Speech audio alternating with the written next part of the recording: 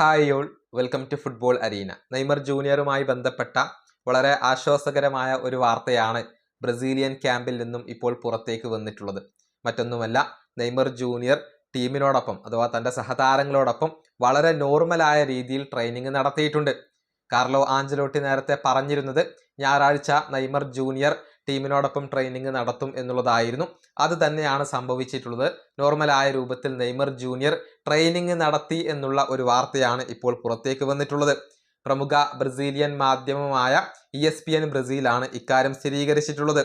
ഇനിയിപ്പോൾ 2 ദിവസത്തെ ഒരു ഗ്രൂപ്പ് ട്രെയിനിങ് കൂടിയാണ് നെയ്മർക്ക് അവശേഷിക്കുന്നത്, അഥവാ ബ്രസീലിയൻ ദേശീയ ടീമിന് അവശേഷിക്കുന്നത്. മറ്റ് പ്രശ്നങ്ങളൊന്നും ഉണ്ടായിട്ടില്ലെങ്കിൽ നെയ്മർ എല്ലാ ട്രെയിനിങ് സെഷനുകളിലും പങ്കെടുക്കുമെന്നും മത്സരത്തിനായി നെയ്മർ ലഭ്യമാകും എന്നാണ് ഇപ്പോൾ ബ്രസീലിയൻ ക്യാമ്പിൽ നിന്നും ലഭിക്കുന്ന വിവരം. പക്ഷേ നെയ്മർ മത്സരത്തിൽ സ്റ്റാർട്ട് ചെയ്യാൻ സാധ്യതയില്ല. അദ്ദേഹം സബ്സ്റ്റിറ്റ്യൂട്ട് ബെഞ്ചിലായിരിക്കും ഉണ്ടാവുക. മത്സരത്തിന്റെ അവസാനത്തെ കുറച്ച് മിനിറ്റ് മാത്രമായിരിക്കും നെയ്മർ പങ്കെടുക്കുക എന്നാണ് ESPN ബ്രസീൽ റിപ്പോർട്ട് ചെയ്തിട്ടുള്ളത്. ഏതായാലും ഗ്രൂപ്പിനോടൊപ്പമുള്ള ആദ്യ ട്രെയിനിങ് സെഷൻ നല്ല രൂപത്തിൽ തന്നെയാണ് അവസാനിച്ചിട്ടുള്ളത്. പ്രശ്നങ്ങളൊന്നുമില്ല.